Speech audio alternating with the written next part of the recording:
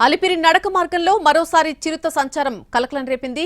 7వ మైల్ రాయి దగ్గర చిరుత సంచరించడంతో భక్తులు భయపడిపోయారు. అప్రమత్తమైన టీటీడీ అధికారులు చిరుత సంచరించిన ప్రాంతంలో గాలింపు చేపట్టారు. భద్రతా సిబ్బంది గస్తీ మధ్య భక్తులను గుంపులు గుంపులుగా నడకదారి మార్గంలో అనుమతించారు. శ్రీవారి నడకదారి భక్తులను చిరుత భయం వదలడం లేదు. 7వ మైలురాయి దగ్గర చిరుత కనిపించింది. దీంతో అప్రమత్తమైన టీటీడీ గాలింపు చేపట్టారు. భద్రతా సిబ్బంది మధ్య భక్తులను అనుమతించారు. 3 నుంచి 4 చిరుతలు ఈ ప్రాంతంలో సంచరిస్తున్నట్టు అటవీశాఖ అధికారులు గుర్తించారు.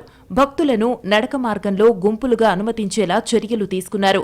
2023 జూన్ 21న అలిపిరి నడక మార్గం 7వ మైలురాయి దగ్గర 3 సంవత్సరాల బాలుడు కౌశిక్పై చిరుత దాడి చేయటం, తరువాత 2 నెలలకే నరసింహస్వామి ఆలయ సమీపంలో 6 సంవత్సరాల చిన్నారిపై మరో చిరుత అటాక్ చేయడం వంటి ఘటనలతో టీటీడీ అప్రమత్తమైంది. భక్తుల భద్రతను దృష్టిలో ఉంచుకుని అనేక చర్యలు చేపట్టింది. చిరుత కదలికలను గుర్తించేందుకు నడక మార్గంలో ట్రాప్ కెమెరాలను ఏర్పాటు చేయడంతో పాటు భక్తులకు భరోసా కల్పించేందుకు సాయంత్రం సమయంలో భద్రతా సిబ్బంది గస్తీ మధ్య గుంపులుగా అనుమతించడం ప్రారంభించింది. భక్తులకు స్వీయ రక్షణ కోసం ఊతకర్రలను అందజేసింది.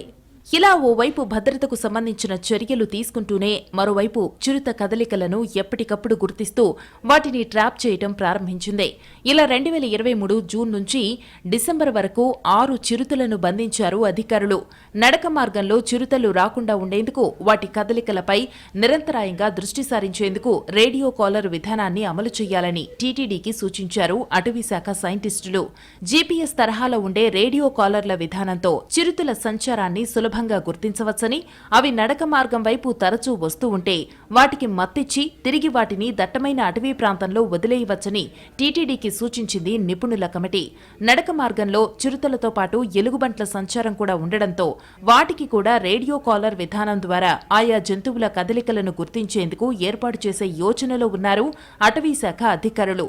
ప్రస్తుతం 7వ మైలు నుంచి నరసింహస్వామి ఆలయం వరకు చిరుత కదలికలు ఎక్కువగా ఉండడంతో ఆ ప్రాంతంలో 250 వరకు ట్రాప్ కెమెరాలను ఏర్పాటు చేశారు.